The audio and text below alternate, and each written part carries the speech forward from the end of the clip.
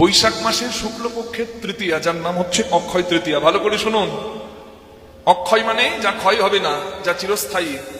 এই দিনে দান ধ্যান সেবা পূজা তপস্যা যজ্ঞ যে যা করে তার পরিপূর্ণ লাভ হয় বলে, ফল লাভ হয় বলে এই দিনটার নাম অক্ষয় তৃতীয়া। অক্ষয় কথাটার অর্থ হচ্ছে ক্ষয় হয় না, যার, যা চিরস্থায়ী। তার মানে এদিনের পুণ্যটা ফলপ্রদ। রাধে রাধে। তাই সবাই এই দিন পালন করবেন। বিশেষ করে যারা নতুন ব্যবসা শুরু করতে চান, এই দিনটা সর্বোত্তম দিন। দোকানের দেখবেন হালখাতা হয় অক্ষয় তৃতীয়াতে, অনেকে নববর্ষতে হয়, অনেকে অক্ষয় তৃতীয়াতে হয়, আরো অনেক দিন থাকতে পারে, কিন্তু অক্ষয় তৃতীয়াটা খুব শুভ। শুধু তাই নয়, গৃহ যজ্ঞ প্রতিষ্ঠা করছেন, বাড়ি নির্মাণের ক্ষেত্রেও খুব উল্লেখযোগ্য। আপনারা এই দিনটা অবশ্যই পালন করবেন।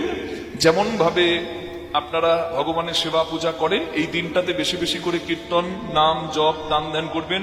স্নানের মাহাত্ম্য আছে, গঙ্গা স্নান করবেন, না হলে নদীতে, যে কোনো নদীতে স্নান করবেন। আর দান করতে হয়, অক্ষয় তৃতীয়ার দিনে দান করতে হয়। সেবা পূজা দান, এই যে জলদান, অন্নদান, বস্ত্রদান, মণিকাঞ্চনাদি রত্নদান, যার যতটুকু সামর্থ্য সে ততটুকু দান করবেন অক্ষয় তৃতীয়ার দিনের। মাহাত্ম্যটা আমি কেন বলতে শুরু করলাম জানেন? একটা দিনের কতগুলো মাহাত্ম্য, শুধু গুনুন আমি বলে যাচ্ছি। আচ্ছা, এই অক্ষয় তৃতীয়া